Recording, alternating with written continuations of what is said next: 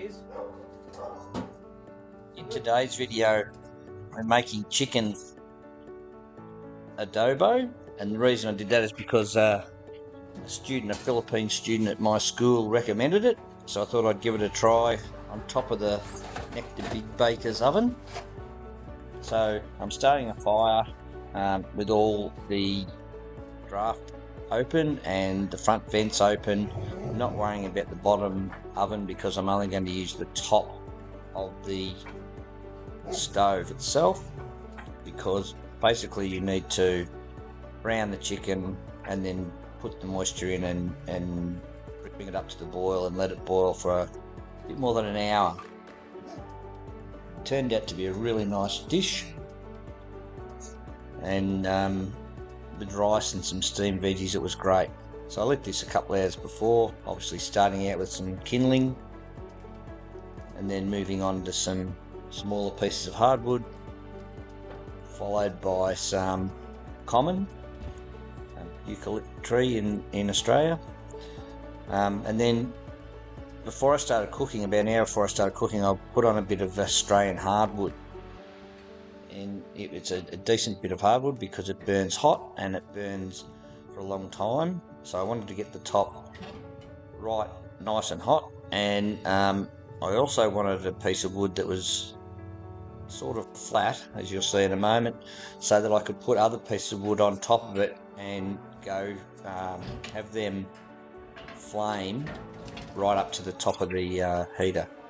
There's the hardwood. So I let that go about an hour until it got down to some coals.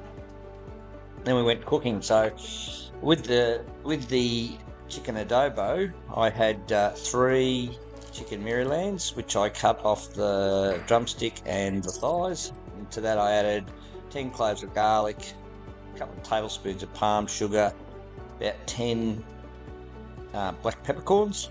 I put in a quarter a cup to half a cup of water, rice wine vinegar, and then I put in a quarter a cup of dark soy and a half a cup of normal soy. And after I stirred that around, I put it back in the fridge for the couple of hours while the fire was getting heated up.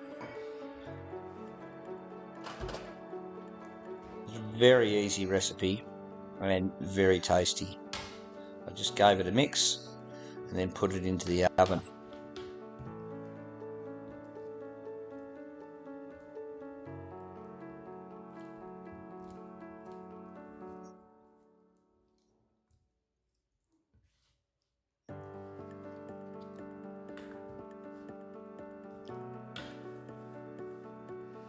Set oven, but of course I meant fridge.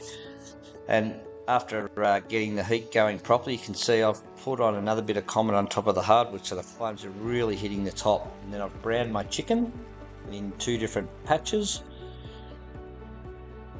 and after I browned them, I put them all back in with the juice, brought it up to the boil and covered it for half an hour. And you'll see it was boiling too much, so I've got a couple of blacksmith rasps that I used to have some air underneath and lifted it up a bit, keeping it in the middle where the hottest part is, but just having some airflow between it. And after it was cooked for about an hour, I then did my rice, which is really easy. 3 parts rice to 5 parts water. Cooked it up and let it the fire die down, and it was magnificent. Highly recommend you have a go at it.